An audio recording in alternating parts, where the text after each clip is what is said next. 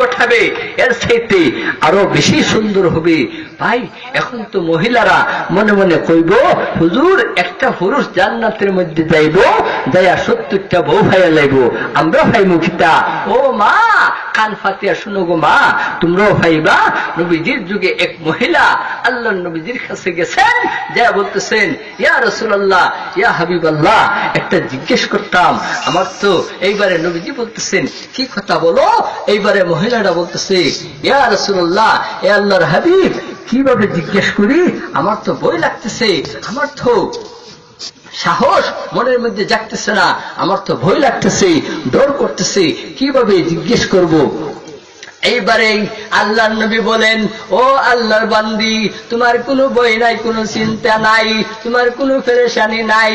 এইবারে ওই মহিলা ডাক দেয়া বলে, ও গো নবীজি, একটা মাসালা জিজ্ঞেস করতাম গো নবীজি। এইবারে আল্লাহর নবী বলেন, কি কথা তুমি বলো? এইবারে ওই মহিলাটা ডাক দেয়া বলে, ও নবীজি, আমরা একজন স্বামী আর একজনকে, আমার স্বামীকে আমি বড় ভালোবাসি, আমার স্বামীকে আমি বড় মহব্বত করি, মায়া করি। কিছুক্ষণের জন্য যদি আমার স্বামী আড়াল হইয়া যাইব, তাহলে বিচ্ছেদের জ্বালা আমি সহ্য করতে পারি না গো নবীজি। ও নবীজি, এরকম মহব্বত করি, ভালোবাসি গো নবীজি। ও নবীজি, এরকম মহব্বত রাখা, ভালোবাসা রাখা ঠিক না বেটি? আল্লাহ নবীজি কি বলতেছেন? এরকম মহব্বত ভালোবাসা রাখা ঠিক না ঠিক?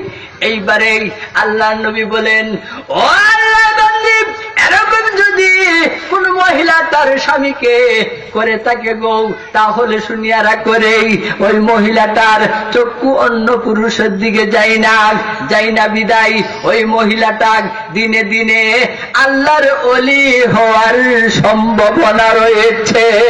সুবহানাল্লাহ। আল্লাহর নবী বলেন, এতে বোঝা গেল তার স্বামীকে যদি এতই মায়া করে, মহব্বত করে, তাহলে বোঝা গেল তার চক্ষুটা অন্য পুরুষের দিকে যায় না বিদায় সেই মহিলাটা দিনে দিনে আল্লাহর ওলি হওয়ার সম্ভাবনা রয়েছে।